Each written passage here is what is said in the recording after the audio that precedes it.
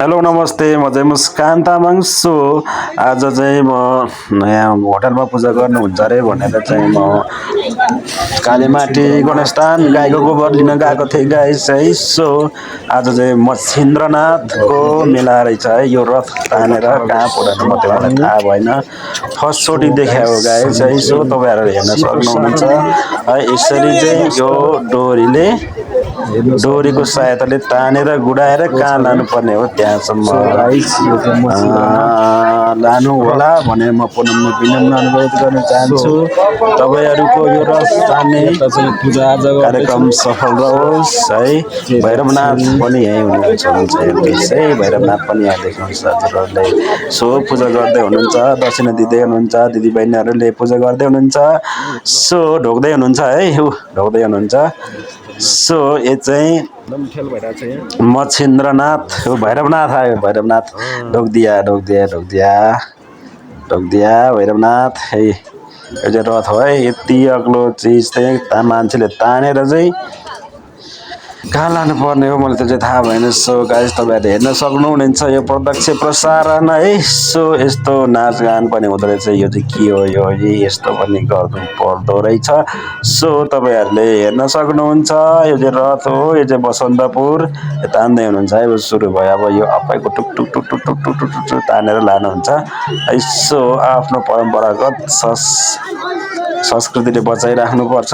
So कुनै पनि चाडपर्वलाई कुनै पनि संस्कृतिलाई बिर्सिनु हुँदैन भन्ने मेरो कुरो हो। सो यसरी गुडे गाइस गुडे आमा डङ डङ बन्दुक पड्काउँदो रहेछ हौ त्यहाँ त।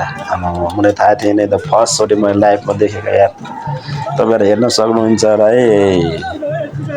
अब युट्युब च्यानलमा लाइक कमेन्ट सेयर गर्न चाहिँ नभुल्नु होला। सो यसरी लाँदै हुनुहुन्छ हेर्नुहोस् त, यसरी गुड्दो रहेछ यो चाहिँ, मलाई थाहै थिएन कि गाइस।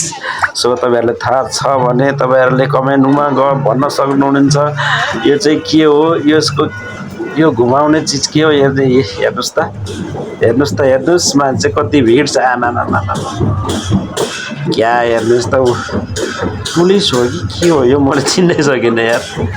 भिडियो चाहिँ गरेँ होइन, पुलिस हो कि के हो मलाई थाहै भएन। सो तपाईँहरूले हेर्न सक्नुहुन्छ है, बाजा गाजाको साथ अगाडि बाजा गाजा र पछाडि रथ तान्दै ल्याउँदै हुनुहुन्छ।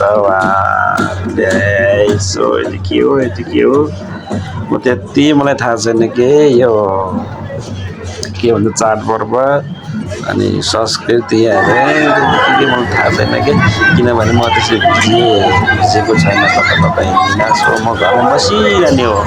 सो ऊ तान्दै हुनुहुन्छ हेर्नुहोस् त, यति अग्लो चिज, यति ठुलो, यति धेरै मान्छे बसेको छ। सो यति धेरै पुजारीहरू बस्नु भएको छ।